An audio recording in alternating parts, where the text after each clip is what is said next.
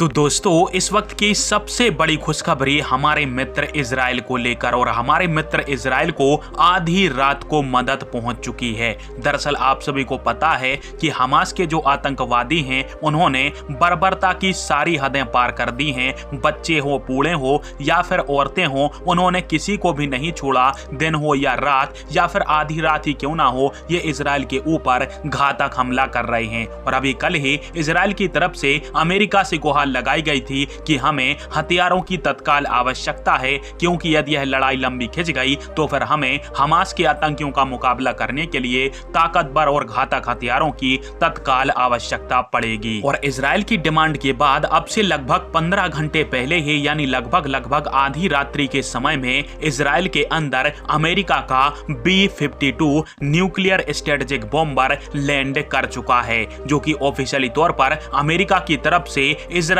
की मदद करने के लिए भेजा गया है। अब आप सभी को बता दूं कि वैसे तो यह बॉम्बर अमेरिका की तरफ से इजराइल को लास्ट ऑप्शन के तौर पर भेजा गया है कि यदि हमास ने अभी तक हमले नहीं रोके और इजराइल को ऐसे ही लगातार हमास निशाना बनाता रहा तो फिर इजराइल लास्ट ऑप्शन के तौर पर इस न्यूक्लियर स्ट्रेटेजिक बॉम्बर का उपयोग करके पूरी गाजा पट्टी को बॉम्ब कर सकता है। और यह बॉम्बर इतना ताकतवर है कि पूरे हमास के लड़ाकों समेत पूरी गाजा पट्टी को पिस्टन युग के अंदर पहुंचा सकता है, क्योंकि इसका जो खाली वजन है वो 832 क्विंटल का है और इसका जो मिनिमम वेट है वो होता है 1200 क्विंटल के आसपास का, और मैक्सिमम टेक ऑफ वेट इसका 2200 क्विंटल का है। यानी लगभग 1000 क्विंटल के वजन वाले जो बम और हथियार गोला बारूद है यह दुश्मन के ऊपर बरसा सकता है। और B-52 का इजराइल के अंदर लैंड करना ही हमास के लिए सबसे बड़ी चेतावनी है। और यदि हमास ने इजराइल के ऊपर हमले बंद नहीं किए तो फिर इजराइल